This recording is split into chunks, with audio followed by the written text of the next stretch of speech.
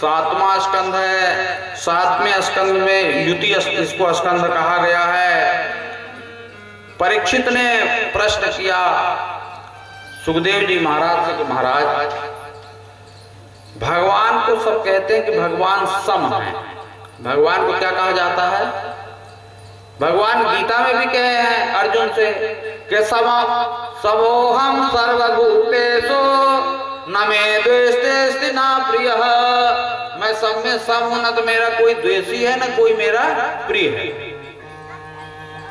यद्यपि सम नहीं राग न रोषु, यद्यपि सम नहीं राग न रोषु, कहीं न पाप पुण्य गुण दोषु, कहीं न पाप पुण्य गुण दोषु, कहीं न पाप पुण्य गुण दोषु। भगवान समाए, भगवान गीता में कहते हैं समोहम सर्वभूतेषु, मैं सभी प्राणियों में सम हूं।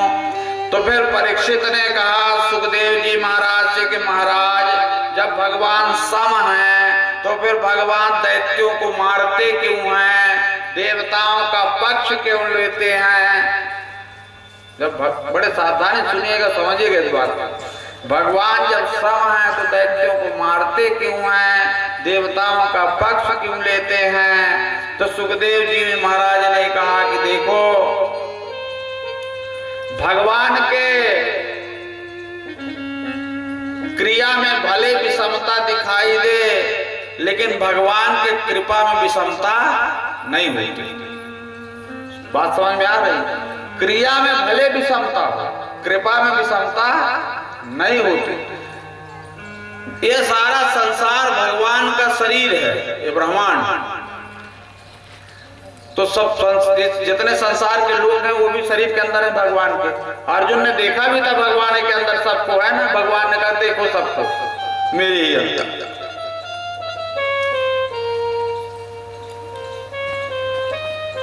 तो अर्जुन ने कहा था सर्वैव तथा भूत विशेष संगान रामाणमीशम कमलासन स्थान मृगेश सर्वानुर्गाक्ष दिव्यान, सब मैं आपके ही शरीर में देख रहा हूँ। तो जब सब भगवान के शरीर हैं तो बड़े सावधानी से सुनेंगे तो तब बात समझ में आएगी। तो जैसे आपके शरीर में आपका नाखून रहता है, बाल रहता है ना? आप के शरीर में है ना? काय काट देते शरीर के सुरक्षा के लिए, है ना? पसीना शरीर में होता है, शरीर के सुरक्षा के लिए आप उसको अलग कर देते हैं। वैसे भगवान जब जैसा चाहते इस संसार के ब्रह्मांड की सुरक्षा के लिए जो भगवान जरूरी समझते हैं वो काम करते हैं। वो तो उनका शरीर है, सब सारा संसार। नाखून को लगा के नहीं इसको काटना जरूरी है तो काट देते हैं, बाल को लगा काटना। वैसे ये दैत्य जब बड़ा उपद्रव करते हैं संसार के लिए, रोग बन जाते हैं ना, तो भगवान इनको अलग कर देते हैं। बाकी ऐसी कोई बात नहीं कि भगवान कोई पक्षपात करते हैं। राजा परीक्षित से सुखदेव जी महाराज ने कहा कि प्रहलाद भी तो दैत्य था, बलि भी तो दैत्य थे, लेकिन ये 12 भागवत में आते। तो परीक्षित ने कहे कि आप अच्छी बात बताए प्रहलाद की, आप हमें प्रहलाद की कथा को सुनाओ। प्रहलाद की कथा को सुनने की हमें बड़ी इच्छा है। प्रहलाद का चरित्र बड़ा दिव्य है, तो आप उनके चरित्र को हमें सुनाओ। सुखदेव जी महाराज राजा परीक्षित को प्रहलाद की कथा सुनाने लगे। जब हिरणाक्ष का वध हो गया, हिरणाक्ष को 12 भगवान ने मार डाला था, मैंने कथा बताया था। जब हिरणाक्ष मर गया तो हिरणाक्ष की पत्नी और बच्चे और हिरणाक्ष की मां बहुत रोने लगे, बड़ा दुख मनाए। तो हिरण्यकशिप समझाया अपनी मां को और भाई की पत्नी को कि देखो, भाई के लिए मत रो, जिसका जन्म होता है उसको मरना पड़ता है, दुनिया में जो आया है उसको जाना पड़ता है। बड़े कई दृष्टांत दिया, राजा उशीनर का दृष्टांत दिया, ऐसे कई दृष्टांत देके समझाया कि मत लो, खूब समझाया। बोला भाई को तो वापस नहीं ला सकता, लेकिन जिसने मेरे भाई का वध किया है मैं तपस्या करूंगा, तपस्या करके सिद्धि प्राप्त करूंगा और भाई के मारने वाले को मारूंगा। हिरण्यकशिप दूसरे दिन चला गया, मंदराचल पर्वत के गुफा में जाके बैठ के तपस्या करने लगा। एक पेड़ के नीचे बैठ गया, गुफा के अंदर एक पेड़ था, उसके नीचे बैठ गया। भागवत जी में तो नहीं, लेकिन शिव पुराण में ऐसी, विष्णु पुराण में ऐसी कथा है कि देवताओं ने बृहस्पति जी से कहा कि हिरण्यकशिप तपस्या करने गया है, आप कुछ ऐसा करिए कि उसकी तपस्या पूरी न हो, कुछ विघ्न कर दीजिए। बृहस्पति जी आए एक तोता का रूप बना के, और तोता के रूप बना करके आए, जिस पेड़ के नीचे हिरण्यकशिप बैठ के ब्रह्मा का ध्यान कर रहा था नारायण को मारने के लिए, वो बृहस्पति के रूप में वो तोता जो आया, पेड़ के ऊपर डाल पे बैठ करके बोलता है नारायण नारायण नारायण। हिरण्यकशिप ने सोचा कि जिसको मारने के लिए मैं तपस्या करने आया, नारायण को, अब ये तोता मेरे शत्रु का नाम लेता है, लगता है आज कोई खराब दिन में आ गया मैं, मुहूर्त ठीक नहीं था। तोता को पत्थर लेके भगा दिया, फिर आके बैठ गया, फिर ब्रह्मा जी का ध्यान, अष्टभुजा ध्यान लगाया। वो तोता फिर कहता है नारायण नारायण नारायण, फिर भगाया दिन भर। तोता बार बार आ जाता, कहने लगता है आज दिन ठीक नहीं, मुहूर्त गड़बड़। वो घर लौट करके चला गया, उसकी पत्नी बहुत अच्छी थी, कयाधु। तो कयाधु ने देखा कि मेरे स्वामी तपस्या करने गए थे, इतनी जल्दी कैसे आ गए, एक ही दिन में तो भगवान प्रकट ना हो गए होंगे ब्रह्मा जी। तो कयाधु ने पानी वानी लाई दी पीने को, और जब रोटी खाने बैठा, अधिकांश माताएं बहनें घर की पूरी पंचायत रोटी खाने का टाइम बताती, 4 रोटी और इतनी समस्या। तो जब रोटी खाने गिलाने बैठा तब बोलने लगा, आप गए रहते तपस्या करने, इतनी जल्दी कैसे आ गए?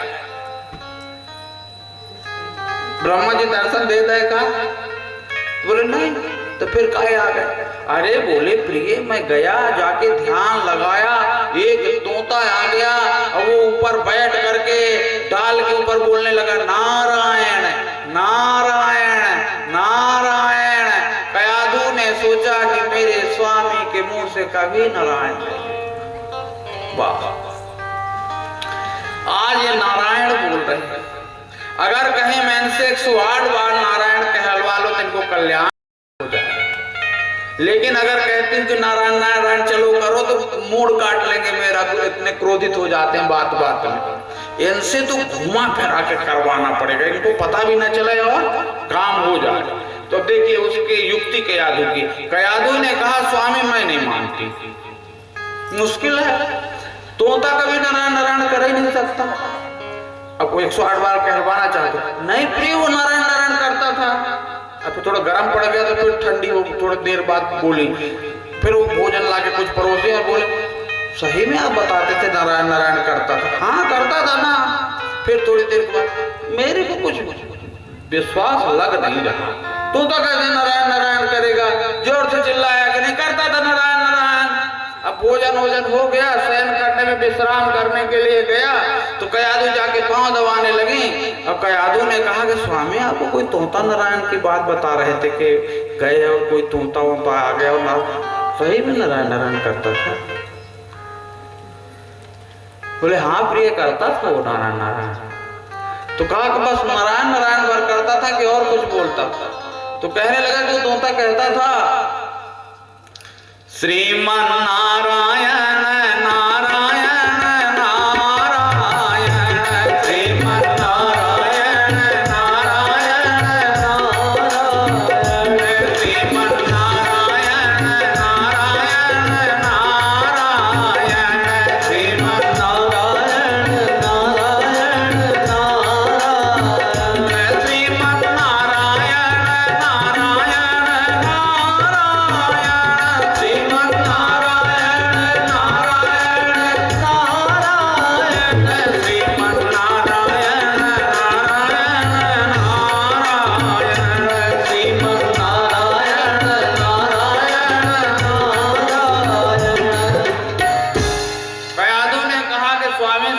जीवन नारायण नारायण भर करता था कि और कुछ बोलता था? अरे इतना खतरनाक बोलता था, भज मन नारायण नारायण नारायण, भज मन नारायण नारायण नारायण, भज मन नारायण नारायण नारायण, भज मन नारायण नारायण नारायण। कहा कि स्वामी भजमन नारायण श्रीमन नारायण बाप, अरे कहा कहता था बद्री नारायण नारायण नारायण, बद्री नारायण नारायण नारायण, बद्री नारायण नारायण नारायण, बद्री नारायण नारायण नारायण। कयाधु ने कहा कि स्वामी और कुछ बात?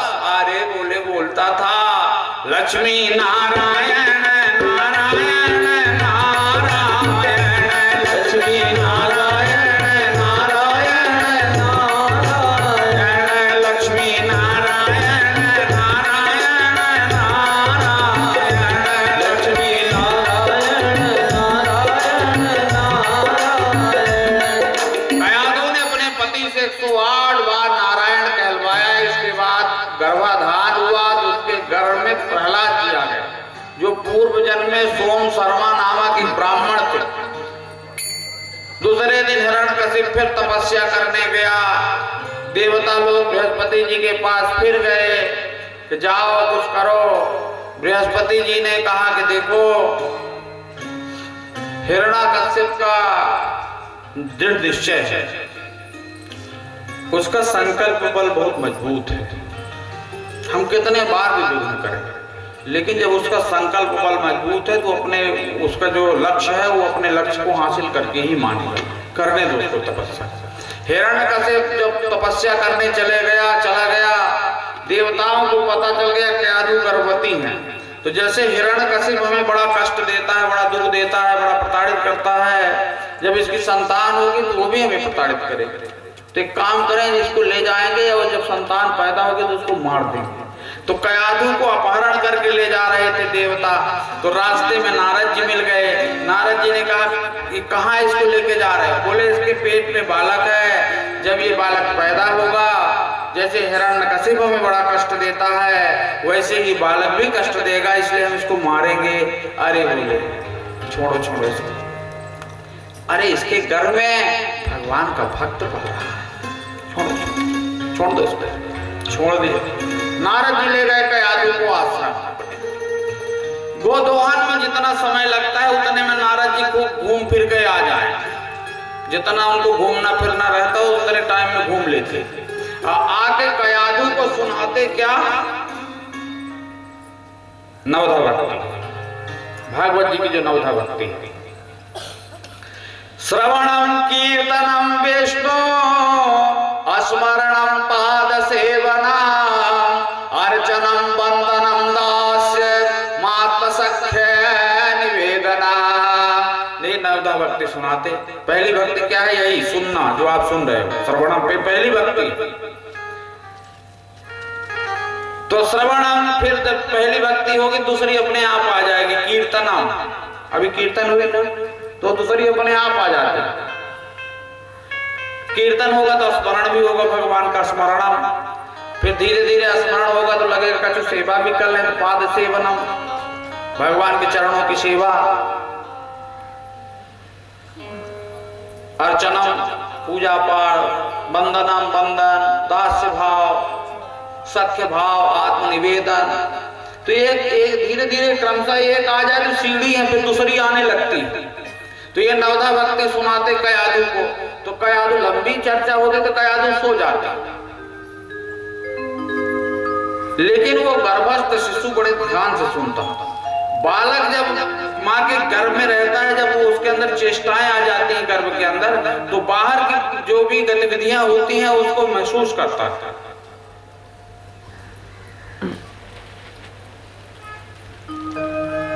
अष्टावक्र के पिता अष्टावक्र के माँ को कुछ वेदांत वगैरह सुना रहे थे, तो कुछ अशुद्ध सुना दिए। तो अष्टावक्र पेटे से बोले कि जो अशुद्ध बोल रहे हो, ये ठीक नहीं, गलत बोल रहे हो।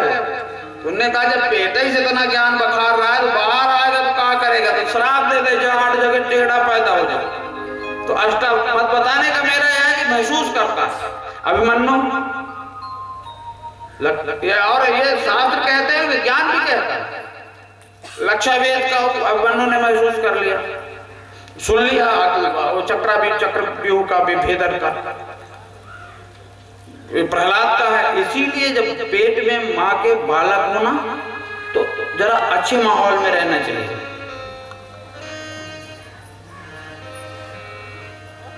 भगवत चर्चा, अच्छी जगह बैठना, थोड़ी बहुत रामायण का पाठ करना, गीता का पाठ करना, तो संतान पर उसका बिल्कुल एक आठ है उसका असर पड़ता है। आज करके लड़के पैदा ही होते चक्कू लेके गाय घूम रहे हैं। एक दिन पैदा होने के दिन पहले तक माता राम वो फिल्म देखती है, ढिसुम ढिसुम मारपीट वाली। जब वो पैदा होते हैं तो ऐसे ये 1-2 साल के लड़के अपने को मोबाइल चलाना बताते हैं, नहीं बताते हैं कि पूरे फंक्शन जानते हैं जी, ऐसा ऐसा ऐसा एडवांस ही पैदा हो रहे हैं। तो इसका सबका असर पड़ता है।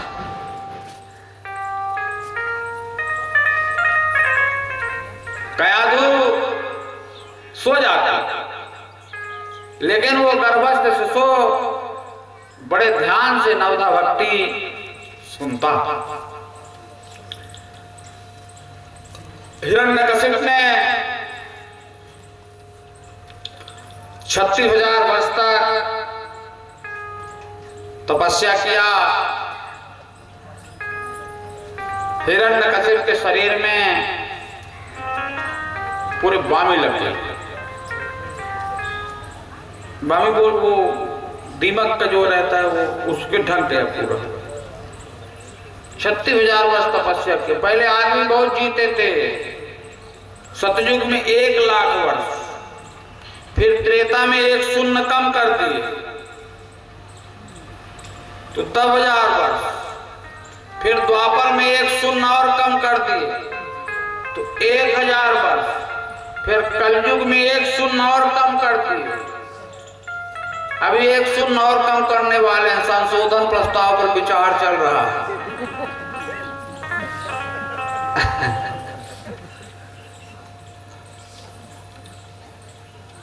पानी केरा बुलबुला त्यों मानव की जात, देखत ही छिप जाएगा ज्यों तारा प्रभात। 36,000 वर्ष तपस्या किया, उसके शरीर में पूरा दीमक लग गई। ब्रह्मा जी आए देने वरदान, कमंडल का जल छिड़के साफ किए, वो जगह हड्डी भर बची थी। ब्रह्मा जी के स्पर्श करते ही वो स्वस्थ हो गया। ब्रह्मा जी की परिक्रमा किया और साष्टांग प्रणाम किया। साष्टांग कहते हैं 8 अंग जमीन में गिर जाए, यानी लेट के। तो साष्टांग प्रणाम किया। ब्रह्मा जी ने कहा कि मैं तुम्हारी तपस्या से बहुत प्रसन्न हूं, मांगो क्या मांगते हो, प्रसन्न मांगो। तो वो कहने लगा कि पितामह अगर आप प्रसन्न हैं, वरदान देना चाहते हैं तो आप हमें वरदान दीजिए। मैं न दिन में मरूं न रात में मरूं, न ऊपर मरूं न नीचे मरूं, न सूखे से मरूं न गीले से मरूं, न अस्त्र से मरूं न शस्त्र से मरूं, न भीतर मरूं न बाहर मरूं, 12 महीना में न मरूं। ब्रह्मा जी ने कहा ये तो बड़ा दुर्लभ वरदान है बेटा।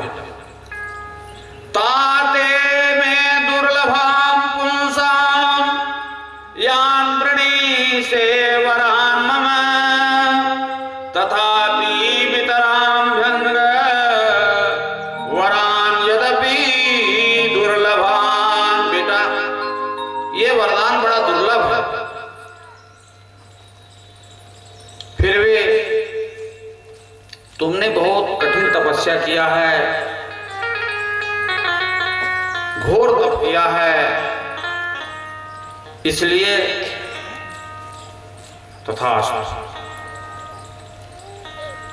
मेरी बनाई गई सृष्टि से तुम्हारी मृत्यु नहीं हुई। अब ये वरदान पा करके आ गया घर। नारद जी ने, ऐसी पौराणिक कथा की मान्यता है कि नारद जी ने कयाधु को वरदान दिया था कि जब तक तेरा पति तपस्या करके नहीं आ जाता तब तक तुम इस बच्चे को पेट में रख सकते। 36,000 वर्ष के बाद जन्म हुआ प्रहलाद का। नारद जी जाते जाते बता भी गए कि देवता ले जा रहे थे को हरण करके, मैंने रास्ते में छुड़ाया। बड़ा क्रोधित हुआ हिरण्यकशिप, धावा कर दिया स्वर्ग में, त्रैलोक को जीत लिया उसने हिरण्यकशिप ने। उग्र शासन करने लगा। जब उसको तमाशा देखने को होता तो कोई टाकीज वाकीज में जाने की जरूरत है, कोई नाटक नौटंकी में नहीं पड़ती थी। नाना आश्चर्य पदम न भाव, आकाश को आदेश दे देता था तो आकाश ही तमाशा दिखाने लगता था। कठोर सा। उसके 4 लड़के थे हिरण्यकशिप के, ह्लाद, अनुह्लाद, संह्लाद और प्रहलाद। तो ये प्रहलाद छोटे थे। तो जब प्रहलाद 5 साल के हुए तो उसने सोचा कि इसको पढ़ाया जाए। तो उसकी खुद ही की विश्वविद्यालय थी, हिरण्यकशिप विश्वविद्यालय, तो मैं भर्ती करवा दिया। अब उसके जो प्रोफेसर थे उस विद्यालय के संडवर्ग थे, शुक्राचार्य के पुत्र।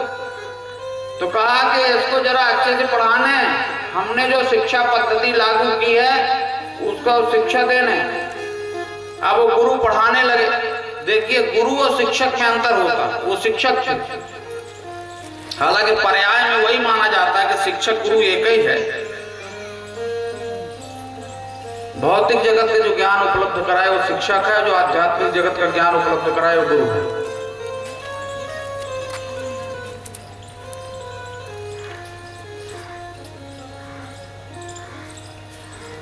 गुरु आपको गवाने गणेश पढ़ाएगा और शिक्षक अगर वो पढ़ाना भी चाहे गवाने गणेश, लेकिन अगर सरकार ने कहा कि गवाने गधा पढ़ाओ तो गवाने गणेश नहीं पढ़ा सकता। वो अगर गवाने गणेश पढ़ाना भी चाहे तो सरकार ने अगर शिक्षा पद्धति लागू किया कि नहीं गवाने गधा ही पढ़ाना है तो मजबूर है सरकार की शिक्षा पद्धति। गुरु मजबूर नहीं है, लेकिन शिक्षक मास्टर जो है नौकरी सैलरी पाता है सरकार की, सस्पेंड हो जाएगा अगर अपना मनमानी करेगा तो अभी ऐसे ही हो रहा। हमारे लड़के बच्चों को जो संस्कार मिलना चाहिए स्कूलों में नहीं मिल रहे। भौतिक जगत की शिक्षा तो बहुत दी जा रही है। कितनी माने डिग्रियां हो गई जो अपन पहले जानते भी नहीं थे। CA, MBA, IIT, क्या क्या नीट और क्या। मैं तो अभी ऐसा सुनता हूँ ऐसे। उस समय कहाँ 4 किताब पढ़ रहे, भूगोल, हिंदी, गणित, विज्ञान हो गए, मास्टर हो गए, कछु पटवारी हो गए, कछु हो गए। अब कई लोग अपने लड़के बच्चों को इतना प्रेशर दे देते हैं पढ़ाई लिखाई पर। अरे बहुत प्रेशर देने को भी काम नहीं। देखिए, सबसे अच्छा कौन लड़के माने जाते हैं पढ़ाई लिखाई में? जो साइंस पढ़ते हैं ना, मैथ वाले होते हैं। फिर उनसे नीचे वाले कॉमर्स के, फिर उनके नीचे आर्ट वाले। लेकिन वो साइंस वाले जब आगे चल करके उसके कॉमर्स वाले के नीचे काम करते हैं, है ना। और कॉमर्स वाले आर्ट की जो पढ़े रहते हैं ना, वो बड़े बड़े अधिकारी होते हैं ना, बड़े ऐसे लोक सेवा, उनके नीचे काम करते हैं वो कॉमर्स वाले और साइंस वाले। और 10वीं फेल नेता होता है, उसके नीचे तीनों काम करते हैं। नहीं होता तो बहुत ज्यादा प्रेशर देने को भी काम है। अच्छी बात है, पढ़ाई लिखाई ठीक बात है, लेकिन मैं जो आपको बताना चाहता हूं, लड़कों में संस्कार अच्छे दीजिए, पढ़ाई के साथ साथ संस्कार भी दीजिए। तो आजकल विद्यालयों में बच्चों को संस्कार नहीं दिए जा रहे। और संस्कार न दिया जाना आपके लिए घातक होगा, माता पिता के लिए और अपने देश के लिए, अपनी संस्कृति के लिए। तो बच्चों को जो संस्कार नहीं दिए जा रहे हैं, तो कम से कम ये जो कथा वार्ताएं हो रही है ना, इन्हें में 1 आध दिन 2 दिन लाया करो, बैठा कर सुनाया करो। स्कूलों में तो अगर दिया जाएगा तो सरकारें तो उसको सेकुलर हो गए तो दे नहीं सकते। तो कम से कम कथाई भागवत में 1-2 दिन लड़के बच्चों को लाया करो, उनको अच्छे संस्कार दो, अपने साथ 1 आध दिन मंदिर ले जाओ, भगवान के सामने उनको झुकने को कहो, तो एक संस्कार बना रहेगा। नहीं तो आने वाले समय वो आपके लिए ही घातक हो जाएगा। ज्यादा पढ़ाई पढ़ाई अच्छी बात है पढ़ाई, लेकिन पढ़ाई के साथ साथ संस्कार भी होना चाहिए। मैं जो आपको बता रहा हूं संडवर्ग पढ़ाने लगे। अब वो जो राक्षसी पढ़ाई वो अपना नियम लागू किया था, जो शासकीय पद्धति अपने यहाँ की पढ़ाई की पढ़ाते थे। एक दिन गुरुजी सोचे कि लड़का बड़े ध्यान से पढ़ता है, राजा के पास ले जाऊंगा, बड़ा इनाम देगा। ले गए, कया दिन नहला धुला दी, अच्छे कपड़े पहना दी, काला टीका लगा दी, माथे लगा दी ना छोटे बच्चों कैसे काला टीका नजर ना लग जाए, तो काला टीका लगा दी। कहा कि जा अपने पिताजी के पास जा, पिताजी को प्रणाम करना और उनकी अवज्ञा नहीं करना, जो पूछे तो बताना। अब गया जब राज्यसभा में, हिरण्यकशिप ने देखा बेटा आया तो गोदी में रख लिया। तो हरे माँ बाप पूछते हैं, जब बच्चे जो बाहर पढ़ते रहते हैं तो घर आते नहीं पूछते तू का पढ़े है ना, काका पढ़ाए पंडित मास्टर जी ने, अपन पूछते। उनने भी पूछा कि प्रहलाद काका पढ़ाए मास्टर जी ने, अच्छी अच्छी जो पढ़ाए वही बताने। प्रहलाद ने सोचा मास्टर जी तो मारना पीटना तोड़ना जो ही पढ़ाए, अब इनने ये कह रहे हैं कि अच्छी अच्छी बताओ। तो कहा पिताजी जो संसार है अंधे कुएं के समान है,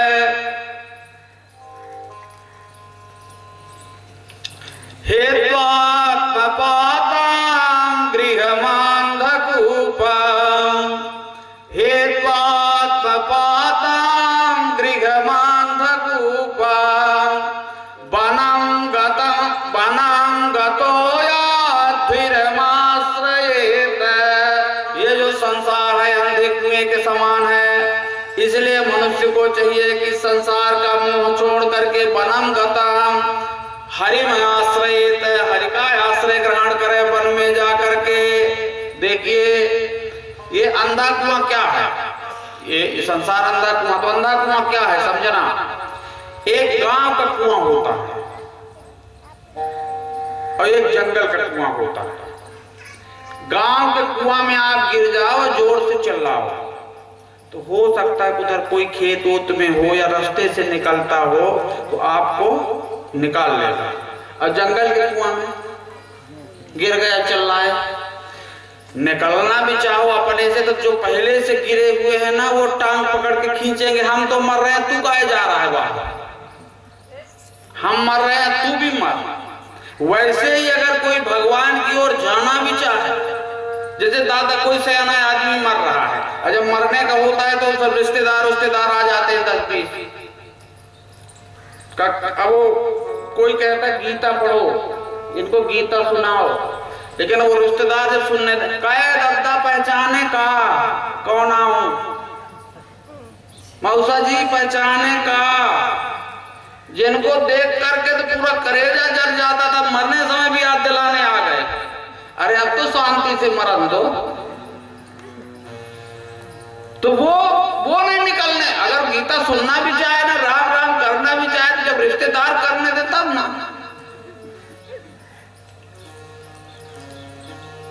वो नहीं करने देते। ये अंधा कुआं है। क्या है? अंधा कुआं। जो पहले से गिरे हुए हैं वो निकलता है, पकड़ के खींचते हैं। हेत्वात्मपातां गृहमान्धकूपम्, ये अंधा कुआं है, इससे अगर निकलना है। वनं गतो, कौन सा वन?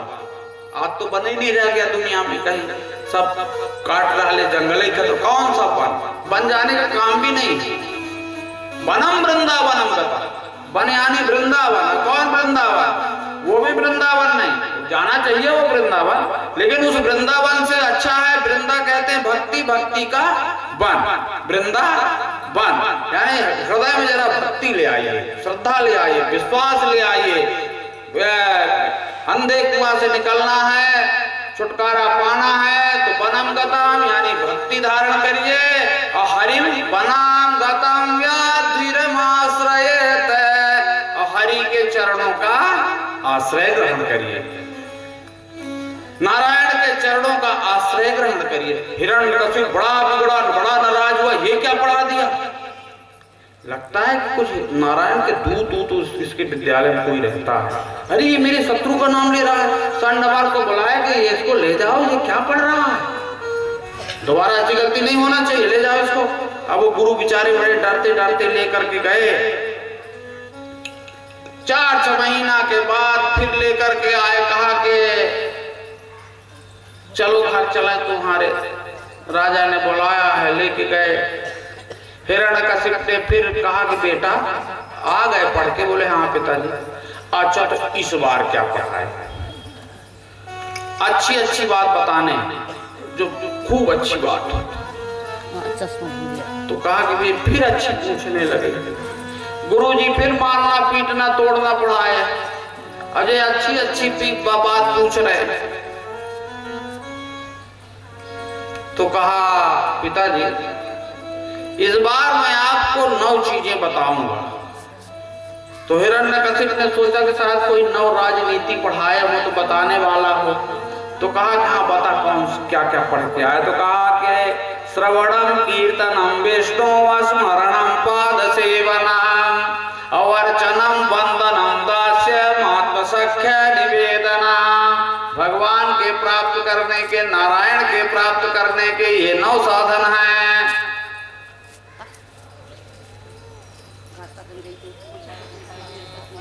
ये मनुष्य देह जो है बड़े दुर्लभ है मनुष्य देह, इसलिए मनुष्य को चाहिए कि 9 साधनों का आश्रय ग्रहण करके भगवान को प्राप्त करे।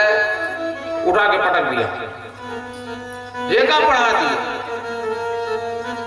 अरे बोले ये छोटा सा फोड़ा नासूर होता जा रहा है। एक काम करो, ले जाओ मार डालो इसको, ले जाओ मार डालो। राजा क्या जारी कर दिया, आदेश दे दिया मार डालो इसको। अब ले गए, मारने वाले क्या क्या किए। दिग्गजैर्दंत सूकस्य अभिचारावपातनैः। दिग्गजय, दिग्गज कहते हाथी को, हाथियों से कुचलवाए। दिग्गजैर्दंत सूकस्य, दंत सूक कहते हैं सांप को, सांपों से डसवाए।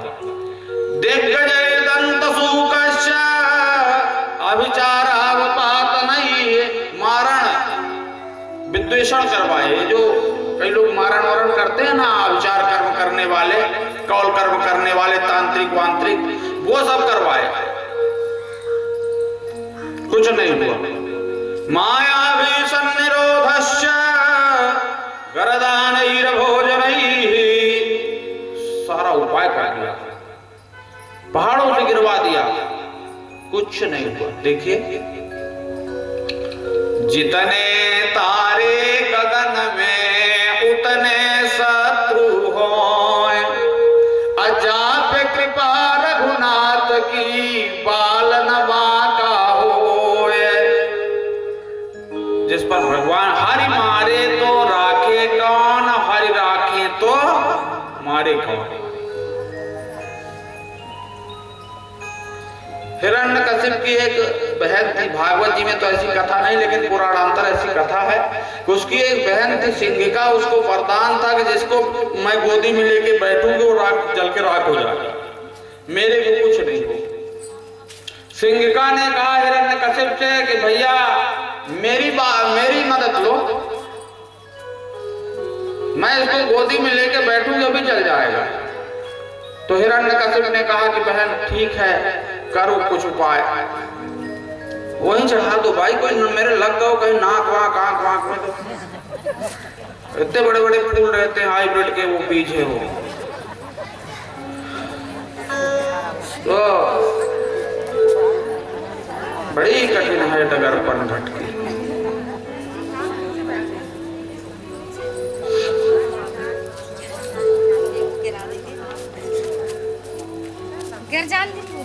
बोले वृंदावन बिहारी लाल की जय।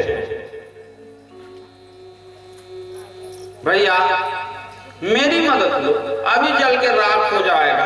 आप प्रहलाद इधर आ, बुलाई आ इधर आ। प्रहलाद समझ गए कि आज बुआ की पुण्यतिथि होगी। बुआ ने रखी और स्वाहा हो गई, उठ के चल दी। अरे ये तो मरता ही नहीं है, क्या कर। तो उसके एक बूढ़े मंत्री ने कहा कि प्राण जो है वो अन्न में रहते हैं, अन्नमय प्राण। तो एक काम करो, भोजन मत दो, मर जाएगा। वो तो सरल सी बात है, भोजन नहीं दोगे मर जाएगा। तो बोले कहीं कोई ने दे दिया तो? अरे बोले कोठरी बंद कर दो। कोठरी में बंद कर दी। ऐसा बताते हैं संत लोग कथाओं में कि वैकुंठ में भगवान ने लक्ष्मी जी से पूछा कि मेरा कोई भक्त भूखा तो नहीं है? तो लक्ष्मी जी ने कहा कि आपका एक भक्त भूखा है, प्रहलाद। तो भगवान ने कहा कि प्रहलाद को खुद भोजन आप लेकर के जाओ। लक्ष्मी जी प्रहलाद को कोठरी में भोजन लेकर के आए। सिपाही वाले देख लिया खाते 56 वो, जाके बताए राजन वो तो कोठरी में भी भोजन कर रहा है। दौड़ करके आया, कहा कि नालायक, तेरे के यहाँ किसने भोजन दिया? तो कहा कि पिताजी जो माँ के गर्भ में देता है। देखो माँ के गर्भ में कैसा करेक्शन रहता है ना, जैसे ये नाभि चक्र के पास से नाल का, कि माता भोजन करती है, पोषण बालक को मिलता है, पोषण मिल रहा है, लेकिन वो उत्सर्जन विसर्जन नहीं कर सकता। अगर मल का उत्सर्जन विसर्जन करने लगे तो मां मर नहीं जाएगी। व्यवस्था भगवान की देखते। फिर जब पैदा होता है इतना नाजुक होता है, इतना नाजुक होता है, वो कोई चीज कैसे खा सकता है? तो उसके लिए माँ के ही अंदर दूध की व्यवस्था भगवान कर देते हैं। वात्सल्य का जो दूध है, जो सर्वोत्तम खुराक है ना, सुपाच्य आहार। फिर अब थोड़ी बड़ा हुआ, उसको जिंदगी में काम धाम करने हैं, खेती भी करना है, दुनिया के काम करने हैं, तो मजबूत होना चाहिए। तो उसके लिए अच्छे मजबूत दांत दे देते हैं कि जो लगे चबाओ खाओ। फिर बूढ़े में क्या होता है, बूढ़े में आंत कमजोर हो जाती है, और वैसे ही दांत मजबूत बने रहे, तुम खूब चबाए खाए, जो लगे तो आंत फट जाएगी। एक ने दांत अलग कर देते हैं, जैसे आंत बची रहे, कद्दू टुकड़ा और बचा रहे, नहीं कछु भी खाए चाहे तो आंत फट जाएगी। इसलिए अब तरल चीजें खाओ पियो, ऐसा जीवन बिताओ। देखो भगवान की व्यवस्था है। केशव कहीं न जाए का कहिए, और देख तो रचना विचित्र अति, समुझ मनाए मन रहिए। भगवान की रचना पर विचार करने की जरूरत। पिताजी जो माँ के गर्भ में था तो वहां तो बहुत जगह था, तो जो वहां भोजन पहुंचा सकता तो यहाँ नहीं पहुंचा सकता। सही बात। देखो मुर्दा को प्रभु देता है, मुर्दा को प्रभु देता है, कपड़ा लकड़ा आग, जिंदा नर चिंता करे, उसके बड़े अभाग। भगवान मुर्दा को देते, आप बहुत भयभीत हुआ, आप क्या करूं, जे तो नहीं मरेगा लगता है, अब थोड़ा डर गया। संतमर को बुलाया, कुछ कहो। मेरे पिता बाहर गए हैं, वो बहुत समझदार हैं, उनके समझाने शायद समझ जाए। अभी मैं बांध के ले जाता हूँ विद्यालय, कोशिश करता हूँ। ले गए। एक दिन दोनों गुरुपुत्र संतमर चले गए नहाने दूर कहीं। प्रहलाद ने छोटे छोटे बच्चों को बुलाया जो पढ़ते थे 5, 7, 8 साल तक के, वहां इधर आओ सब इकट्ठा किए। हाँ क्या बात है? तो बोले एक काम करो, कौमाराचरेत प्राज्ञो धर्मान भागवतानि अदुर्लभम मानुषम जन्मे तदप्ये ध्रुवमर्थदा। अरे कुमारो, धर्म का पालन करो, भगवान की शरण ग्रहण करो, धर्मान भागवतानि, क्योंकि ये मनुष्य जन्म बार बार दुर्लभम मानुषम जन्म है, ये मनुष्य जन्म दुर्लभ है, इसलिए भगवान की भजन करो। तो लड़के कहने लगे हम काय करें, हम तो राक्षस हैं, हम तो राक्षस हैं। अरे बोले जाति पात पूछे नहीं कोई, हरि को भजे सो हरि को होई। भगवान का भजन करो। तो बोले प्रहलाद तुम्हें सब कैसे सब मालूम, इतना बताते रहते हो? तो प्रहलाद ने कहा कि माँ के गर्भ में मैं सीख के आया। तो वो लड़के कहने लगे कि ठीक है अभी काय करें, बुढ़ापे में कर लेंगे। जैसे कई लोग कहते हैं काय महीने से माला लेके बैठ गए, कहा बूढ़े हो गए, मतलब कि बूढ़ा युवावस्था में नहीं जपना चाहिए, बालपन में नहीं जपना चाहिए, बूढ़ज को जपना चाहिए। अरे दत्ता, जब शुरू से अभ्यास बना रहेगा बचपन से, तब बुढ़ापे में भी अभ्यास रहेगा। नहीं तो बचपन का अभ्यास नहीं रहता तो बुढ़ापे में भी कोई माला नहीं जपता, फिर हरी हरी नहीं निकलता, हाय हाय निकलता। तो उन्होंने कहा कि लड़कों ने बुढ़ापे में कर लेंगे, बोले नहीं, घर में आग लग गई फिर कुआं खोदने से कोई फायदा नहीं है। जब तक वृद्धावस्था दूर है, यावच्च दूरे जरा, जब तक शरीर बढ़िया है, मजबूत है, तब तक भले हम कर लो। खूब समझाए बुझाए तो बोले कौन सा भजन करे तू ही बता। तो देखिए मंत्र जो है गाए नहीं जाते, और जो लोग मंत्र गाते हैं गलत करते हैं। मंत्र गे नहीं है, मंत्र जो अंतर में रहा है वो मंत्र, मंत्र बोले नहीं जाते जोर से। ये जो सब हम लोग बोलते हैं मंत्र नहीं है, श्लोक है। मंत्र और श्लोक में अंतर है। तो मंत्र जो है वो गाए नहीं जाते, लेकिन एक मंत्र ऐसा है जो गाया जाता है, एक ही मंत्र, हरे राम राम राम हरे हरे, हरे कृष्ण कृष्ण कृष्ण हरे हरे। ये कलिसंतरण उपनिषद का मंत्र है, लेकिन ये ऐसा मंत्र है कि इसको उठते बैठते सोते जागते चलते, अरे ये चैतन्य महाप्रभु वाले कितना बढ़िया गाते हैं इसको भी, और जो ध्यानी को ध्यान में आनंद आता है तो कीर्तन में आता है। गौरांग महाप्रभु के अनुयायी जो तो कहने लगे कि काम करो, कीर्तन करो।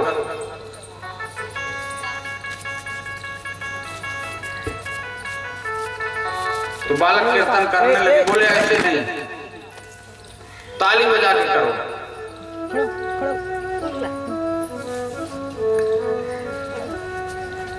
हम जो मुंह से बोलते हैं वो शब्द ब्रह्म है, और जो ये ताली वाली बजाते हैं नाद ब्रह्म है। नाद ब्रह्म और शब्द ब्रह्म दोनों मिलते हैं तो परब्रह्म प्रकट होते हैं। एक अच्छी बात याद आई, बताओ ना, ये जो लोग गाते हैं ना गंधर्व गान संगीत, शास्त्रीय परंपरा में इसके 7 सुर हैं, निषाद ऋषभ गंधार खड़ज मध्यम धैवत पंचम। अब इनका क्रम आगे पीछे हो सकता है, लेकिन हाँ 7 ही है। योग के 7 अंग हैं, अष्टांग योग बोलते हैं, लेकिन अंग 7 ही हैं। समाधि पूर्णता, यम नियम आसन प्राणायाम प्रत्याहार ध्यान धारणा, समाधि पूर्णता। अब वैकुंठ के 7 दरवाजे, संगीत के 7 सुर हैं, योग के 7 अंग हैं, वैकुंठ के 7 दरवाजे हैं। वो 7 दरवाजे 7 सुर खोल देते हैं, लेकिन परंपरा शास्त्रीय है, शास्त्रीय परंपरा। आज के समय में जितना संगीत और साहित्य और संस्कृति का विनाश हुआ है, तीनों ही, साहित्य का इतना घोड़ा प्रदर्शन हो रहा, साहित्य का, संगीत का भी।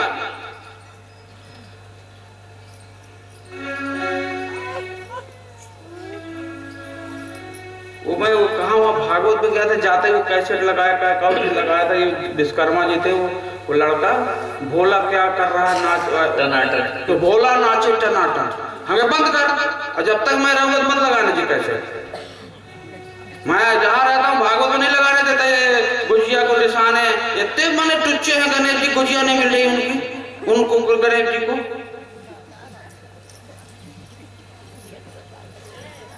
हाँ, और ऐसे ऐसे बहुत चीजें में तो संगीत का इतना ये हो गया है कि माने गणेश जी 2 कौड़ी के उनको तो गुजिया नहीं मिल रहे हैं।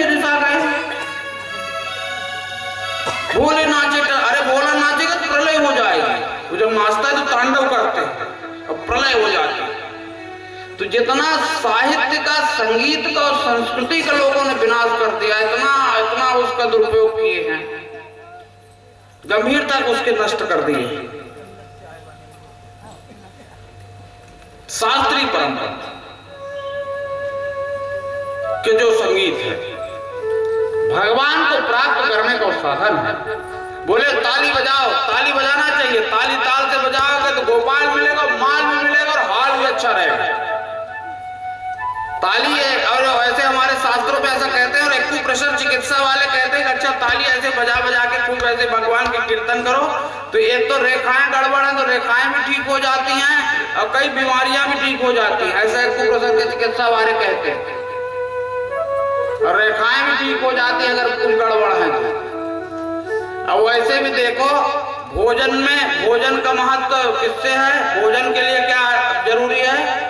भोजन के लिए थाली, भोजन की शोभा थाली, बाग की शोभा माली, चाय की शोभा प्याली, घर की शोभा घरवाली, ससुराल की शोभा साली, अब कीर्तन की शोभा ताली।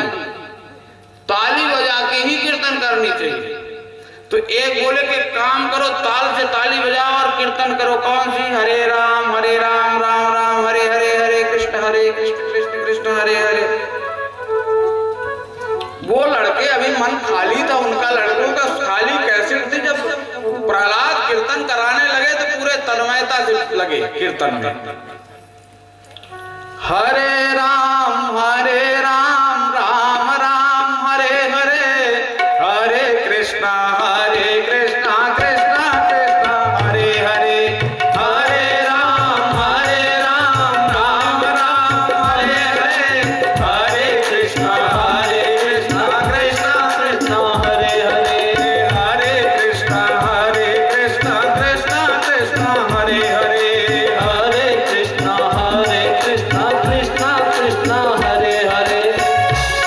जब एक कीर्तन होने लगी काफी देर तक चलती रही। गुरुजी आए कहीं से देखे कि ये तो बिगड़ ही रहा है, पूरे विद्यालय को बिगाड़ रहा है, ये तो बिगड़ ही रहा है, पूरे विद्यालय को बिगाड़ रहा है। बोले बंद करो, क्या करते हो? गुरुजी ने जो छुआ तो गुरुजी को भी करंट लग गया, वो भी कीर्तन करने लगे। एक धारा तो प्रवाहित हो रही थी एकदम निर्मल लोगों के द्वारा। हरे राम राम राम हरे हरे, हरे कृष्ण कृष्ण कृष्ण हरे हरे, हरे राम राम हरे हरे, हरे कृष्ण कृष्ण कृष्ण हरे हरे, हरे कृष्ण कृष्ण कृष्ण हरे हरे। देखे ये भी गुरुजी भी कीर्तन करने लगे। हिरण्यकशिप ने थोड़ी देर के बाद उसको बगल में विद्यालय थी, लगा कजू अखंड पाठ जैसा चल रहा है विद्यालय में, तो एक सिपाही को भेजा के जाके देख कहा हो रहा, उधर तो कुछ अखंड जैसा सुना रहा। सिपाही गया तो देखा तो गुरुजी सहित नाच रहे थे, कीर्तन कर रहे। सिपाही ने कहा कि महाराज राजा को पता चलेगा प्राण ले लेगा जी, क्या कर रहे हो? जब गुरुजी नहीं रुके तो ऐसे पकड़ के बंद करो गुरुजी, जो पकड़ा तो वो करंट लग गया, वो भी कीर्तन करने लगा। हरे राम राम राम हरे हरे, हरे कृष्ण कृष्ण कृष्ण हरे हरे, हरे राम राम हरे हरे, हरे कृष्ण कृष्ण कृष्ण हरे हरे, हरे कृष्ण कृष्ण कृष्ण हरे हरे, हरे कृष्ण कृष्ण हरे हरे। दूसरे को भेजा, वो गया, वो भी कीर्तन करने लगा। लौट के 4-5 को भेजा, नहीं गए लौट के, कहाँ मर गए, कोई नहीं आते। मैं खुद जाके देखूं, तलवार उलवार निकाला और तलवार निकाल करके चल दिया। जब गया तो लड़के देख ले आते, जो और लड़के कीर्तन करा रहे थे, लड़कों ने कहे प्रहलाद से कि प्रहलाद दद्दा जी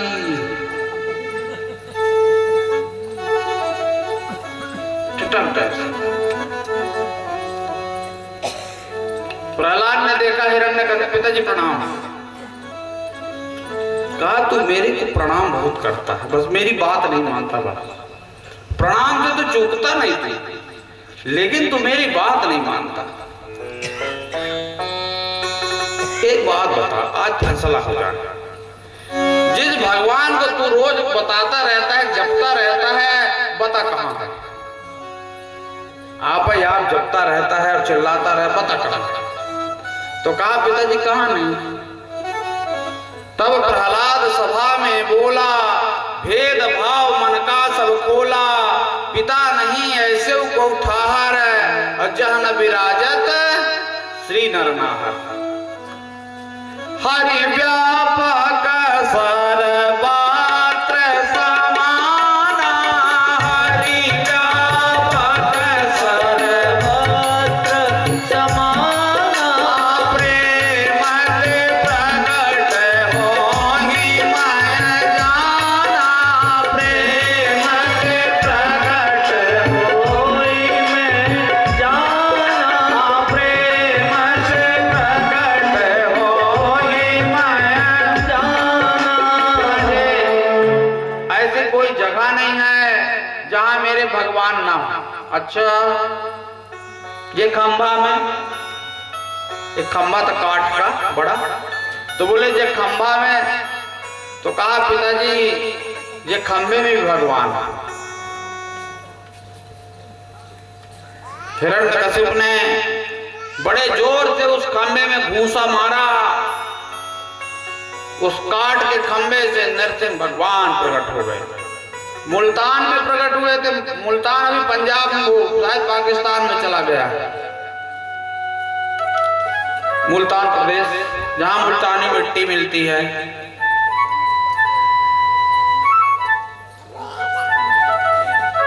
वैशाख शुक्ल चतुर्दशी के दिन एक बार तो हिरण्यकशिप डर गया कि ये खंभा से निकल पड़ा, ठोस खंभे से। लेकिन हिम्मत करके जैसे पतिंगा बरसाती कीड़े पे झपटे, ऐसे झपटा। नरसिंह भगवान ने पकड़ लिया उसको, ले जाके डेहरी पर बैठ गए। वो हिरण्यकशिप और रखे गोदी में। हिरण्यकशिप ने कहा तुम मेरे को नहीं मार सकते। बोले काहे? बोले मैंने वरदान मांगा ना, मैं दिन में मरूं ना रात में मरूं। तो भगवान ने कहा जिस दिन है ना रात है, गौधूली है, तो कहे ना मैं भीतर मरूंगा ना बाहर। तो बोले डेहरी आए बैठो, ना भीतर है ना बाहर। अरे बोले तब भी नहीं मार पाओगे, ना मैं ऊंचे मरूंगा ना नीचे। तो कहे लाने तो बीच में रख लाऊं गोदी। कहा ना सूखे से मरूंगा ना गीले से। बोले नाखून न सूखे हैं न गीले हैं। तो बोले ना अस्त्र से मरूंगा ना शस्त्र से। बोले ना ये अस्त्र है ना शस्त्र है। अरे बोले मैं अंडज पिंडज श्वेतज किन्नर जरायुज किसी से नहीं मरूंगा। तो बोले मैं तो मेरे को देख, मैं तो 50-50 हूँ, आधा आधा हूँ, कोई में नहीं हूँ। तो बोले 12 महीना में नहीं मार सकते। तो बोले बेटा तेरे अल्लाह ने मलमास बना के रखा था। फर्र फार के पेट सर्रते हाथ निकारी, उसके पेट को फाड़े, हाथ को निकाले, माला जैसा पहले। अब देवता लोग दूर ते दंडवत करें, सुरपासन जावे, तू जा करें, दूध ते शयन चलावे। देवता लोग बड़े डर रहे थे भगवान को भयंकर रूप को, क्रोधित रूप को देख करके। लक्ष्मी जी बढ़ी कि मैं समझाती हूँ, तो भगवान उनको भी देख के खूब जोर से चिंगारे।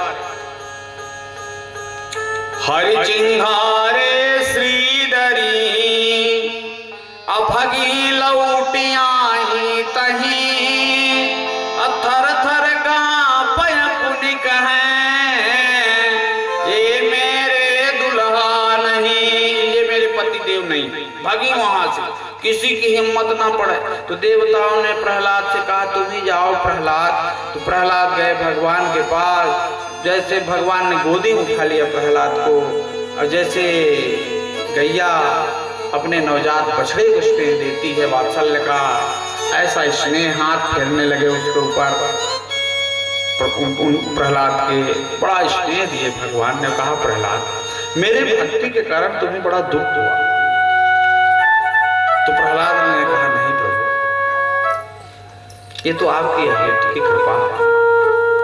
भगवान ने कहा कि मैं बहुत प्रसन्न हूँ, वरदान मांगा। तो प्रहलाद ने कहा कि प्रभु मैं ऐसा सेवक नहीं हूं जो मजूरी लेके काम करूं। अगर आप वरदान ही देना चाहते हैं तो आप हमें ऐसा वरदान दीजिए कि कभी किसी से कुछ मांगने की इच्छा ही ना हो, ऐसा वरदान दीजिए।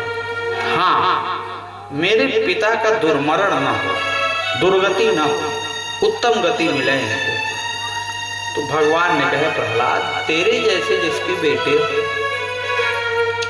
उसके पिता की दुर्गति कैसे हो सकती है? प्रहलाद तुम अपने पिता का शासन चलाओ। तो बोले नहीं नहीं, ये गद्दी बड़ी दूषित है, मैं इस पर नहीं बैठूंगा। प्रहलाद ने कहा। तो भगवान ने कहा कोई चीज दूषित नहीं होती। बोले नहीं प्रभु, ये बड़ी दूषित गद्दी है। तो भगवान ने कहा मैं बैठ जाऊं तो प्रसाद हो जाएगा मेरा, फिर तू बैठ जाना मेरा प्रसाद समझ के। तो भगवान सबसे पहले बैठे, तब से उस गद्दी को क्या कहा जाने लगा? सिंहासन। सिंहासन कहते हैं ना राजा जी। तो बैठ गए भगवान, बोले अब मेरा प्रसाद है, बैठ। भगवान ने माला दिया प्रसाद को, प्रहलाद को अपनी, और ये भी कहा कि अब तेरी किसी वंशज का मेरे द्वारा वध नहीं होगा, और बड़ा स्नेह दिए, बड़ा प्रेम दिए। तो ये नारद जी कथा युधिष्ठिर को सुना रहे थे। इस कथा से शिक्षा मिलती है कि कोई भी हो, कोई ऐसा नहीं कि वर्ण हो, चाहे सवर्ण हो, चाहे अवर्ण हो, कोई भी हो, जो जन जई है हरि निकट हरि मन में विश्वास, अब कोई न खाली फिर गए पूर्ण भई सब आस। लेकिन भक्ति हो, विश्वास हो। एक शिक्षा हमें कयाधु से भी मिलती है। कयाधु का पति बड़ा दुष्ट था, हिरण्यकशिप बड़ा ऐसा था, लेकिन कयाधु ने उससे घुमा फिरा कर भगवान को नाम 108 बार कहलवा लिया। ऐसे ही कई के पति देव अगर गड़बड़ भी हैं तो ऐसे कोशिश करना चाहिए कि कैसे भी करके ले जाओ भगवान की तरफ। अब हिरण्यकशिप से भी ज्यादा गड़बड़ ना हो। जैसे एक बार क्या हुआ, एक बहन जी थी, उनकी बड़ी अच्छी बेचारी, बड़ी धार्मिक प्रवृत्ति की थी। उनके पति देव बड़े ऐसे थे, मैं ठीक नहीं थी। तो एक दिन बहन ने कहा कि चलो नैनीताल चले। नैनीताल बहुत अच्छा पर्यटन स्थल है। तो कहा नैनीताल चलो, ठंडी जगह है। तो बोले चल। अब नैनीताल गए तो कहने लगी अब उधर हरिद्वार है। तो कहने लगी चलो थोड़ी हरिद्वार हो लें। तो कहा चल, अब हरिद्वार ले गए। जब हरिद्वार पहुंच गए तो कहने लगी कि चलो थोड़ी गंगा नहा लें। तब वो कहने लगा कि नहाना ही है, नल में नहाओ चाहे गंगा में, तेरी बात रह जाए, चल गंगा ही में नहा। गंगा में नहाने लगा तो दौड़ के बेचारी पंडा के पास गई। कहा पंडा जी इनकी आदत बड़ी गड़बड़ है, इनसे कुछ छुड़वा लेने। तो पंडा जी ने कहा हाओ। अब जब वो पैसा मत लेते, पैसा मैं दूंगी। नहा गया तो पंडित जी ने कहा कुसा लो और कुछ छोड़ो। क्या छोड़ते हो? चलो बोलो। बीड़ी छोड़ते हो क्या? बोले नहीं बीड़ी नहीं छोड़ूंगा, बीड़ी तो टाइम पास है। तो बोले ठीक है जुआ हुआ खेलना छोड़ दो। अरे बोले नहीं वो भी नहीं छोड़ पाऊंगा मैं। अब जुआ तो कोई पाप है भी नहीं, धर्मराज युधिष्ठिर भी खेलते थे। ऐसा तर्क देने लगा। तो बोले कि ठीक है शराब छोड़ दो। अरे बोले शराब तो गम भुलाने की दवाई है। तो कहने लगे कि बेटा तेरे को कुछ न कुछ तो छोड़ना पड़ेगा, मैं बिना छुड़ाए जाने नहीं दूंगा। तो कहने लगा पंडा जी नहीं मानोगे? कहा बिल्कुल नहीं। चल छोड़। क्या छोड़ता है? तो कहने लगा आज से मैं तीर्थ में आना छोड़ रहा हूं। क्या करो? और नहीं तो कयाधु जैसे अपने पति से 108 बार नारायण कहवाई ना। और जैसे भगवान ने प्रहलाद के ऊपर कृपा की, जो जन जई हई हरि निकट धरि मन में विश्वास, कोई न खाली फिर गयो पूर्ण भई सवयास। बिन विश्वास भगति नहीं, तेहि बिन द्रवहि न राम। राम कृपा बिन सपन हूँ, जीवन लह